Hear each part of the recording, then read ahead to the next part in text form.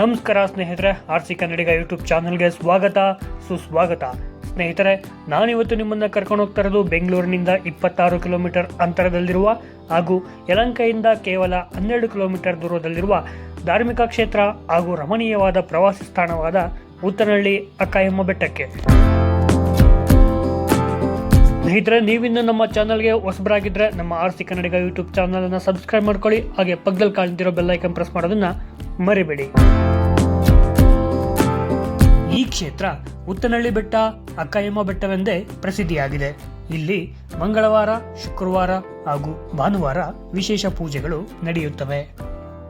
ಈ ಬೆಟ್ಟದ ಮೇಲೆ ತಲುಪಲು 2 ಮಾರ್ಗಗಳಿವೆ. ಒಂದು ಸುಮಾರು 156 ಮೆಟ್ಟಿಲುಗಳ ಮೇಲೆ ಮುಖಾಂತರ ಅಥವಾ ಹೊಸದಾಗಿ ನಿರ್ಮಿಸಿರುವ ರಸ್ತೆಯ ಮೂಲಕ ವಾಹನಗಳಲ್ಲಿ ತಲುಪಬಹುದು. ಈ ಬೆಟ್ಟದ ತಪ್ಪಲಿನಲ್ಲಿ ಸುಂದರವಾದ ಕೊಳವಿದ್ದು ಅದರಲ್ಲಿನ ತಾವರೆ ಹೂಗಳು ನಮ್ಮನ್ನು ಸ್ವಾಗತಿಸುತ್ತವೆ. ಈ ಬೆಟ್ಟವನ್ನು ಪ್ರವೇಶಿಸುತ್ತಿದ್ದಂತೆ ಬಣ್ಣ ಬಣ್ಣದ ಬೊಂಬೆಗಳನ್ನು ಮಾರುವವರು, ಗಿಣಿಶಾಸ್ತ್ರ ಹೇಳುವವರು, ಬಳೆಯನ್ನು ತೊಡಿಸುವ ಬಳೆಗಾರರು, ಸಾಲು ಸಾಲಾಗಿ ಹಣ್ಣು, ಕಾಯಿ, ಕರ್ಪೂರ ಮತ್ತು ಊದಗಡ್ಡಿಯನ್ನು ವ್ಯಾಪಾರ ಮಾಡುವವರು ಕಣ್ಣಿಗೆ ಕಾಣಿಸುತ್ತಾರೆ.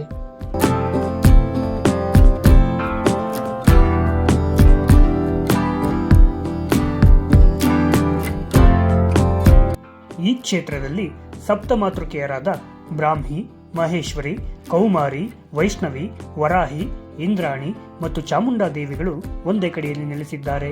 ಹಾಗೂ ಶ್ರೀ ಮುನೀಶ್ವರ ಸ್ವಾಮಿಯು ಕ್ಷೇತ್ರಪಾಲಕನಾಗಿ ಇಲ್ಲಿ ನೆಲೆಸಿದ್ದಾನೆ.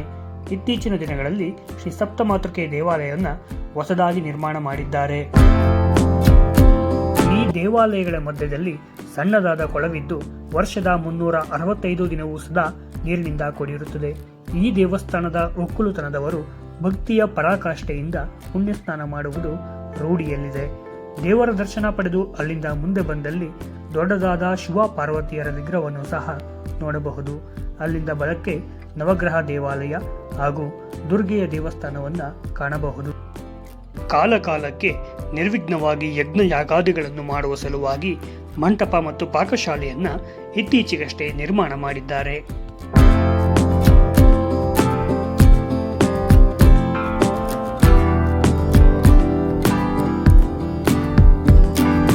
ಇದೆಲ್ಲವೂ ಈ ಬೆಟ್ಟದ ಒಂದು ಭಾಗವಾದರೆ, ಇಲ್ಲಿಂದ ಸ್ವಲ್ಪ ಮೇಲೆ ಹೋದರೆ ಶ್ರೀರಾಮ ಮಂದಿರ, ಕನ್ನಡ ತಾಯಿ ಕನ್ನಡಾಂಬೆ ಭುವನೇಶ್ವರಿಯ ದೇವಾಲಯ, ಗುಹೆಯಂತಿರುವ ಸೋಮೇಶ್ವರ ದೇವಾಲಯ ಹಾಗೂ ಗವಿ ಮಹೇಶ್ವರಿ ದೇವಸ್ಥಾನವನ್ನು ಸಹ ನಾವು ಕಾಣಬಹುದು.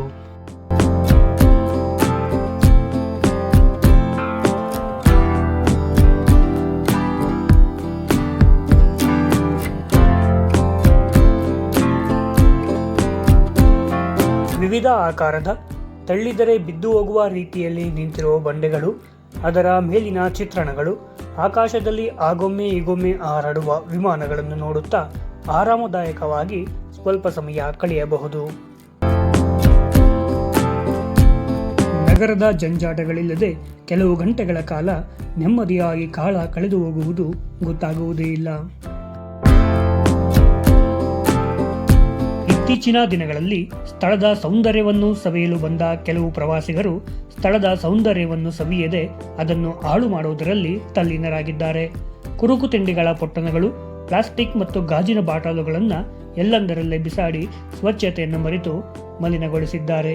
ಇದು ಹೀಗೆಯೇ ಮುಂದುವರೆದರೆ ನಮ್ಮ ಪೂರ್ವಜರು ನಮಗೆ ಕೊಟ್ಟ ಅಮೂಲ್ಯವಾದ ಬಳುವಳಿಯನ್ನು ನಮ್ಮ ಮುಂದಿನ ಪೀಳಿಗೆಗೆ ಸಿಗದಂತೆ ನಾವೇ ನಮ್ಮ ಕೈಯಾರೆ ನಾಶ ಮಾಡಿದಂತಾಗುತ್ತದೆ. ಯಾವುದೇ ಪ್ರವಾಸಿ ತಾಣ, ಪುರಾತನ ಮತ್ತು ಐತಿಹಾಸಿಕ ಸ್ಥಳಗಳ ಸ್ವಚ್ಛತೆಯನ್ನು ಕಾಪಾಡುವುದು ಪ್ರತಿಯೊಬ್ಬ ಪ್ರಜೆಯ ಆದ್ಯ ಕರ್ತವ್ಯ.